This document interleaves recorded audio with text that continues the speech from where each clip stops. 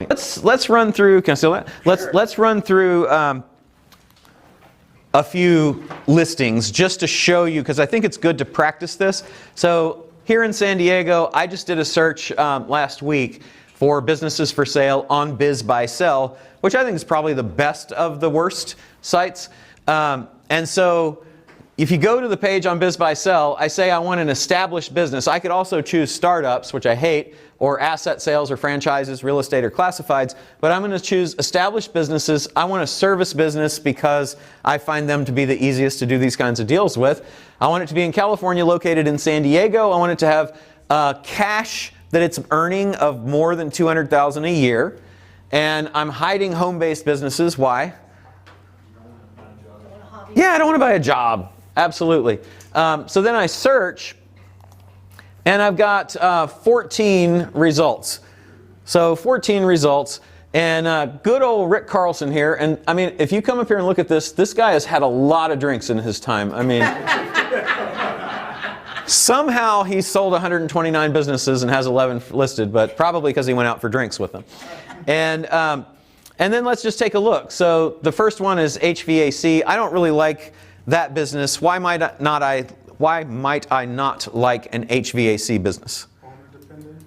Owner dependent, yep. Labor intensive. Labor intensive. And licensing. Licensing, all three correct. And one more reason. You need a vehicle to get there. What did you say? Hard to scale outside the geo. Hard to scale, yeah. Also, it's cyclical, because like normally, like if they're putting, their business can frequently be subject to new home starts, right? So that's. If they're on the new construction, if they're on the service side, and if they've got it built, they can usually manage, but then they've got peaks in the summer months in California. Exactly, yeah, highly cyclical, right? Okay, so let's choose a business, and this is kind of a comical listing to me, and I want you to tell me why. But let's choose the pest control business and look at it. It's $1,850,000 a year. There's a couple others on here, but I'm gonna look first at the pest control business. So can you guys see this well enough to tell me things that you see that might be interesting about this? Stock photo? They're all stock photos. Really? Yeah.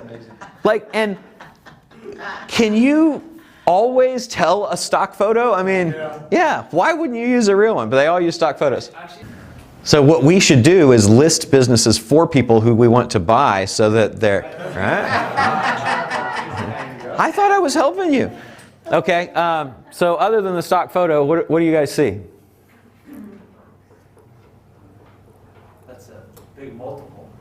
Big multiple. What's the multiple? This is cash flow. They don't show EBITDA. Yep. 3x. Yeah. That's earnings. Okay, so a few things. Down here in the corner, hiding, lurking, is Hal. Hal Jank is the broker on this, so it's a brokered listing. So I don't like it already because Hal's there. But Hal doesn't look like he's had as many drinks as that other guy. So it's a broker listing, so I just put that on the left side. And then it is in San Diego. Thankfully, they tell me in advance that it's got good books. So I'm just going to trust them, right? So it's a location match. Up there in the green, you see that also offers seller financing. So that's kind of interesting. So they're telling us in advance that, that they might be willing to carry back some paper for us. And then looking in the little box here, we see that the multiple is a 3.1. Now we know they're talking about cash flows, so we don't know if that's SDE or EBITDA or something else that they just made up. But allegedly, it's cash flowing about 600 grand. What do we think of the multiple? We don't know yet because we don't really know what the multiple is based on, right? It's a multiple of cash flow, which isn't something we have a lot of data on, but it's not crazy high, and it's also not a great deal. It's got a 21-year operating history because it was started in 1999, so that's kind of cool because we know that it's been around for a long time.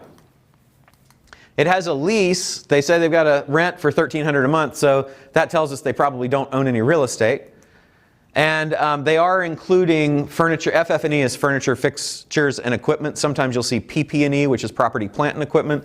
But they're including that. So basically the equipment to make the business go plus the inventory is included in the price.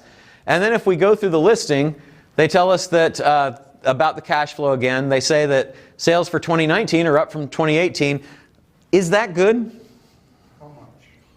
Hmm? How much? How much, right? It's undetermined whether it's good, because the problem is that a lot of times they will finagle the financial statements to look good in the year that they're selling, so it looks like that it's an up, and there's all kinds of things when we get to due diligence I'll share with you as to how people do that. So it's undetermined. Maybe it's good, maybe it's bad, I don't know, but it definitely want to look. Doesn't really tell me anything.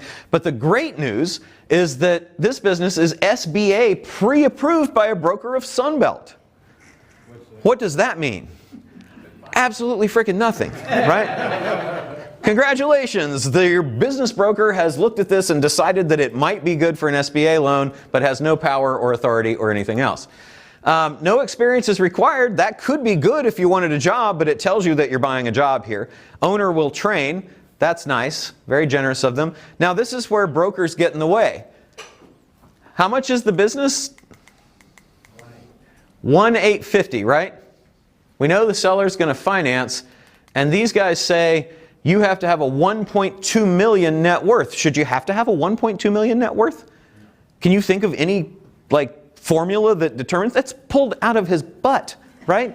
Pulled out of his butt, and stupid, because anybody that maybe I've got $1 million net worth, I can buy this daggone business. I can get an SBA loan for 75% of it and come up with the down other than that, and the seller's going to carry something. What a stupid thing to say, right? Sales prevention department. Sales Prevention Department, yes, SPD. So in addition to having that net worth, I also need to have $400,000 of liquidity and whatever a good credit score is. So that's just, again, like the pre-approved SBA loan. Dumb. Don't like you, Hal. Seller will carry a note of $200,000. Great. So now we know what they're pre-committed to carry. And he tells you the interest rate at 6%. And it's for a determined period of time, because most notes are forever, right? I mean, come on, guys, right? And then the owner will stay on in a part-time capacity, but here's the bad news. You got to get a license, which I think Jason or somebody mentioned, right? So those are some things to think about on this listing. And then I go through again the inventory, just to confirm it was listed in the thing, looked like it was included, but it is for sure included. We do in fact have a lease. And look at the giant space that we have to expand our new business into. We have 600 square feet, right? A large bathroom. Now, I do like 10 employees. Each of them has 60 square feet. I do like 10 employees because why? Somebody to run a business, right? Hopefully. Where are they, in trucks? Hopefully. Well, that's a good question. Now, here's the good news.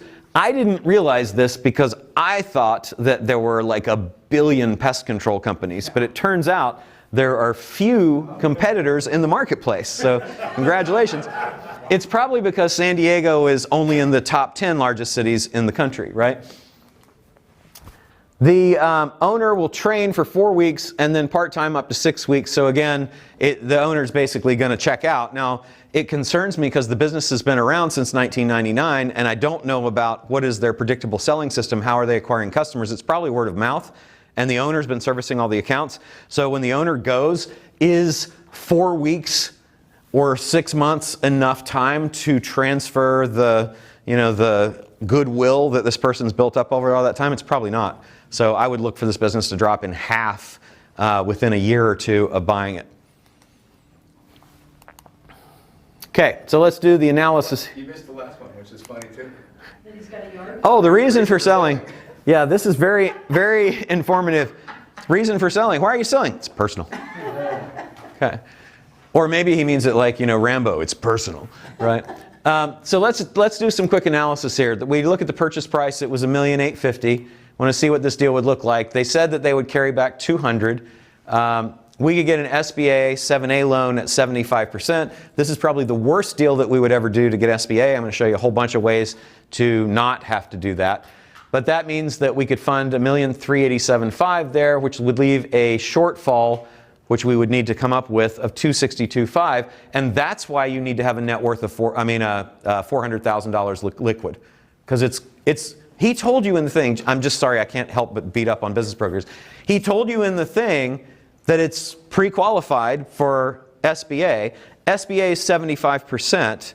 Seller is going to do $200K down. We only need $262,500. Why wouldn't you say you need to be liquid $300 instead of $400? Anyway, So 262.5 is what we need to come up with. The cash flow, they say, whether that's EBIT or SDE, we don't know, but apparently there's cash of 596,000. So let's say that we get this 10% loan and we fund with the seller. So the footnote here says that if you do your amortization schedule over 7 years at 10%, 100% amortization of $1,387,500, that amount borrowed, that's a $23,000 a month payment or $276,000 a year. I'm just showing you that these numbers, where they come from. Plus, we did seller financing of $200,000. Same deal, let's say. He said 6%. I'm just going to say 10%, 7 years. That's $3,300 a month or $39,000. You add those together and it comes up to $316,253 a year that it costs you to service the debt. But at the end of the 7 years, you own it, the debt goes away. So that's kind of cool. And it clearly carries that. Plus, you have free cash flow of $279,747 or $23,000 a month. So it's not bad. I mean, if you want to go around and spray for bugs and stuff, you know, to get paid 23 grand a month for it, assuming that the business would stay there once you bought it, that could be kind of cool. Our ROI on that deal would be 106.5%. Let's say that we install a manager. Glassdoor says 84K for that person. The ROI on that then, after deducting that, would still be 74.6% in year one, and then higher as you hopefully built the business. Listing 2, look at that stock photo. Fire sprinkler business. Why would I not want to buy a fire sprinkler business? You come back to the same stuff for the HVAC, that's contractor, the labor, the work comp and all the other stuff and licensing, but Liability. Two more reasons to me is fire. What if my thing doesn't work? It's like you're kind of damned if you do, damned if you don't. If my thing doesn't work, then your building burns down. What if my thing works when it's not supposed to? I flood your building, right? So there's that liability insurance and insurance costs. So that's something to think about too. So if we do a quick analysis here, we know that this time we've got John Avram as our broker. So broker listing, don't like that, but it is in San Diego, so that's cool, matches our location. Got that magic green thing that says seller financing again. And if we look in the little box, they're asking $925, cash flows $380, interesting. They've got gross revenue of $1.4 million, something we didn't know, I think, last time. NVA on the inventory, NA on the inventory. So I don't know if that's just not available, that like they don't know how much inventory they have, or it kind of concerns me that they don't, right? Maybe it all burned up. The multiple's not bad, it's 2.4, so that's kind of cool. That's within our range. It also, coincidentally, has a 21-year history.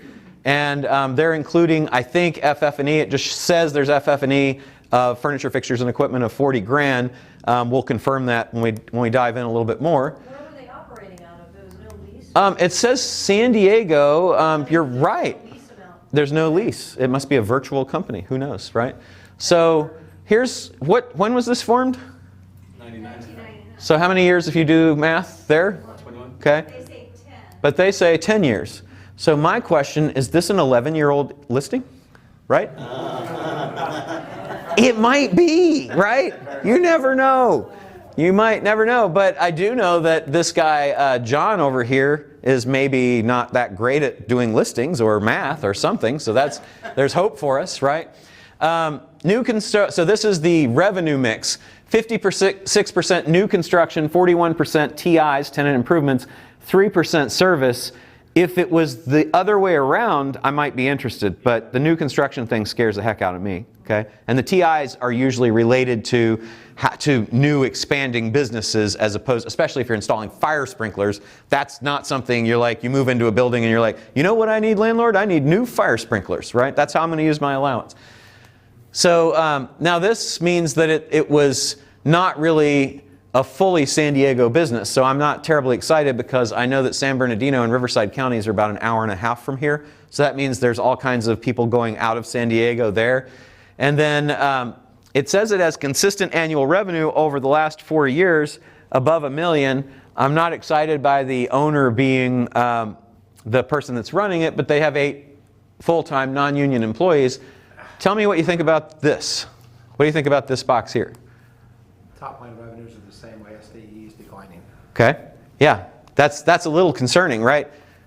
2016, 4 years ago, we were doing $1.4 million. We got 80,000 more, then we dropped down a couple hundred grand, and now we're back where we started, but it's estimated, so we don't know that that's actually true. And this is kind of troubling.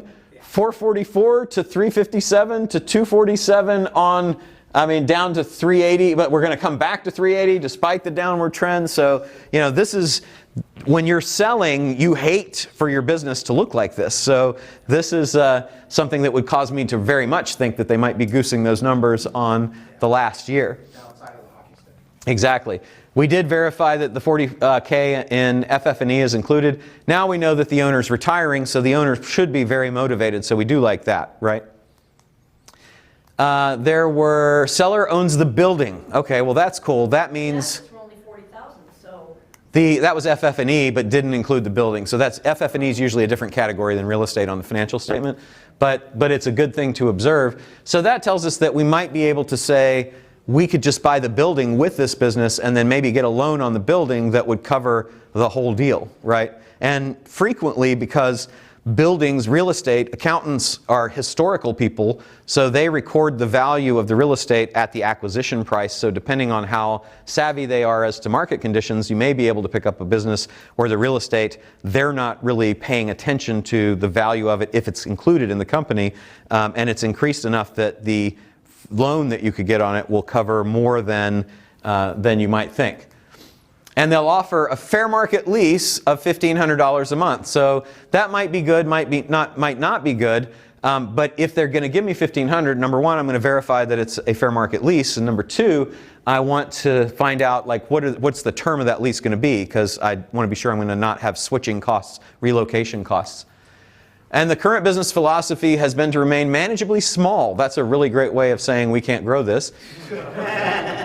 Due to the owner's age and planning for retirement, the company does no marketing, and proud of it. And all customer acquisition is done through word of mouth referrals.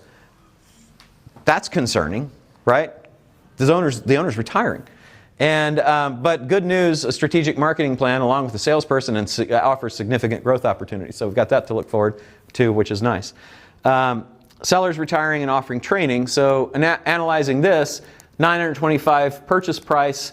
We'll seller finance $138,750, SBA 75%, down payment would be $92,500. We know our cash flow is $380,000. If we do that amortization of those two loans, the annual payment would be $165,845, which would give us free cash of $214,000.